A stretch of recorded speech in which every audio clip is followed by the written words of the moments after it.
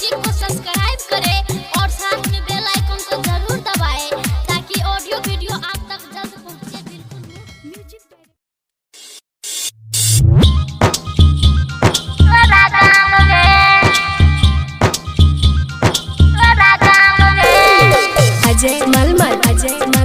अभी आप सुन रहे हैं सिंगर बिपिन यादव की आवाज में।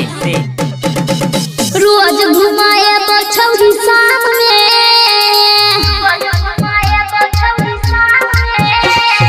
रोज घुमाए बछौरी शाम में गे माल पटे तोरा गाम में। रोज घुमाए बछौरी शाम में गे माल पटे तोरा गाम में। रोज गुमान में गे रहै छ गुमान में, रहै छ गुमान में गे रहै छ गुमान में। रोज घुमाए हम सामने गे माल पटे तोरा गाम में। रोज घुमाए हम सामने गे माल पटे तोरा गाम में।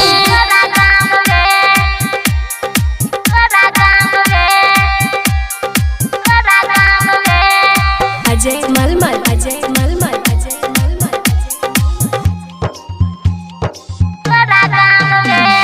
लगे गे नंबर रोजे घर होके जाइबा, कोके खरा गाड़ी हम हरन बजाइबा।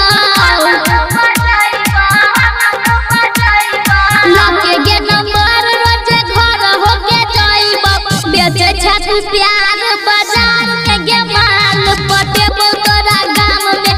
रोज घुमाए हम सामने गे माल पटे तोरा गाम में।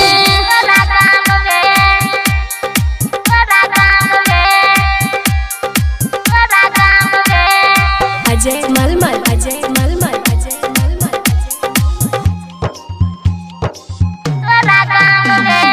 रहत न दिल हमर छौरी बेकरार गे,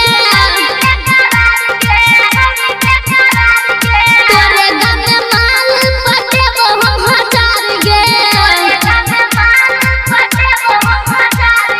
रहत न दिल हमर छौरी बेकरार गे, आऊं कि दिया नील गे नाम में बिपिन पटे तो